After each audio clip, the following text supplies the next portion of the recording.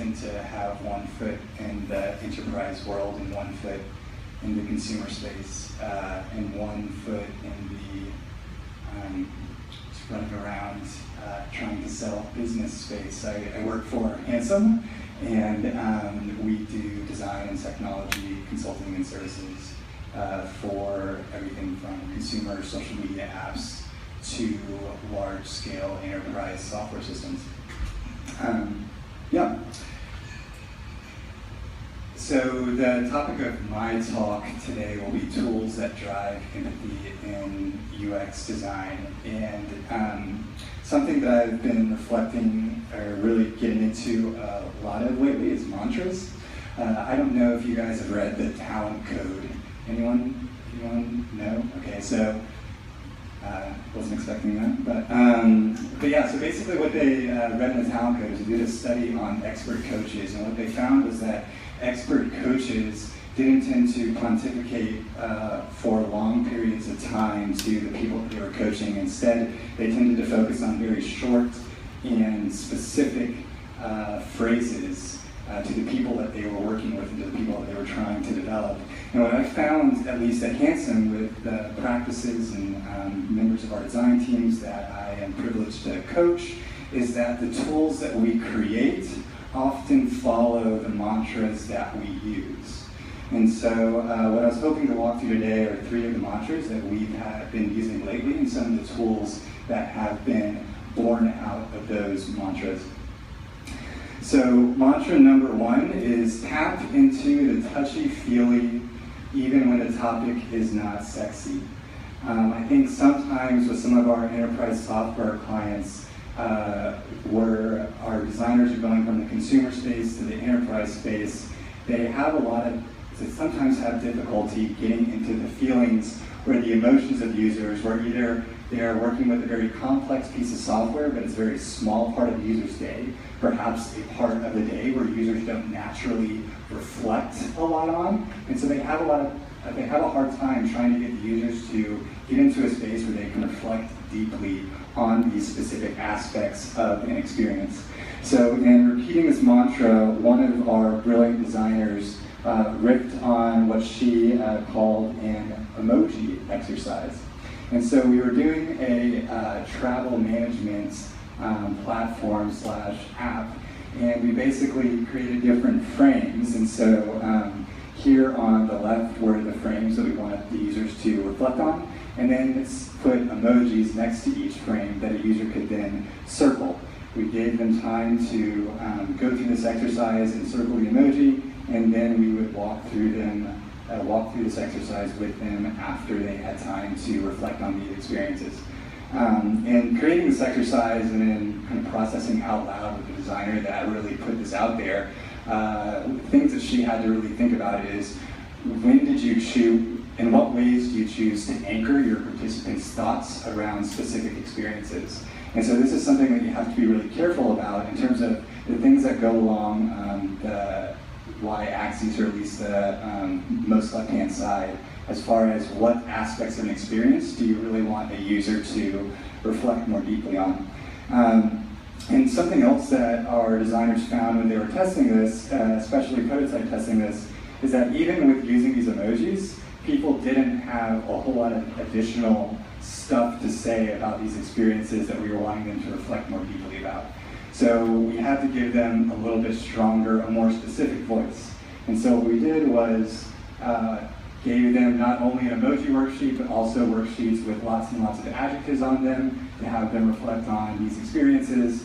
And that ended up actually getting a lot more richer insight, and it ended up being the test that we ended up running with. So not only would a user be asked to circle some sort of cartoon related to an experience, but they would also be asked to select several adjectives that relates to how they felt about this specific topic.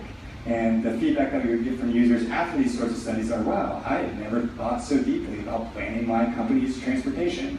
And yeah, so that was really special, and really proud of our designers and the work that they did.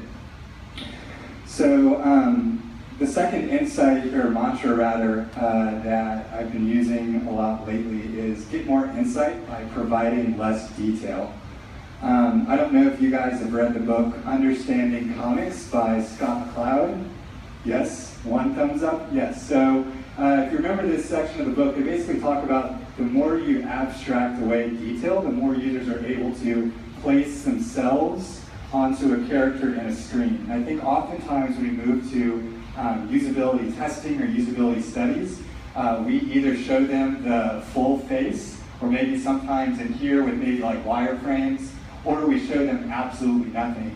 And rarely do we show them a very stripped down version of what perhaps their experience could be, and ask them to project themselves on that and almost complete the story for us.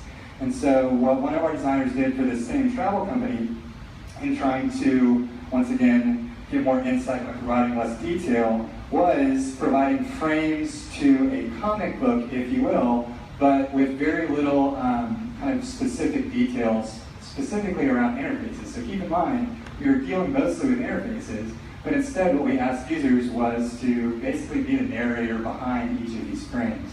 And I think what was interesting here is just the variety of information we got from users as far as what they thought was going on in each frame and what they thought happened before and what they thought happened after that.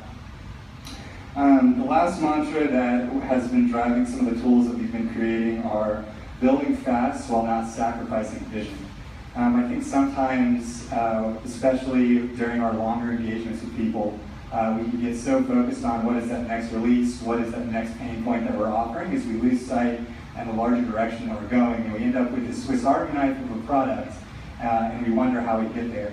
And so what we started doing with some of our clients is creating warm-up exercises. So in most many activities, there are warm-ups that you do before getting into a certain space, be it athletics, be it air traffic controllers will essentially warm up by observing another air traffic controller for 30 minutes before they actually go and do their job. And so what we did is we created essentially a vision wall where we identify essentially what we want our designers to be thinking about before they get into the design space every day. And what this basically consists of are a mission, persona, a vision statement in the form of a Madlet, which is basically a persona who has blank problems, needs our product because of these value props. Unlike our competitors, our product does this. And then we also get into our design values, which are the things that our product must embody in order to be successful. Our $1,000,000 questions, these are the sort of hypotheses that we are hoping to prove over the course of our designing, over the course of our building. And then what you can't see here is little dotted outlines for sticky notes that we can write, little encouraging notes or things to be thinking about during the time that we're building. And so what we really do during using Slack and our Slack bots is not only do we encourage people to do their daily stand-ups or daily updates, but also before you get into any sort of design activity, to spend 2 to 3 minutes just reflecting on these larger vision aspects of where your product's going. And have that in hopes that it would have that infuse the things that you make. So just a quick recap of the mantras. Touchy-feely when there's no sexy with an emoji, and activity Attica's worksheet. Better insight with fewer details and choose your own adventure storyboard, and building fast while not sacrificing vision with the North Star poster. That's basically all I had for tonight, but happy to take any questions, or you guys can get some more food or beer. Thanks.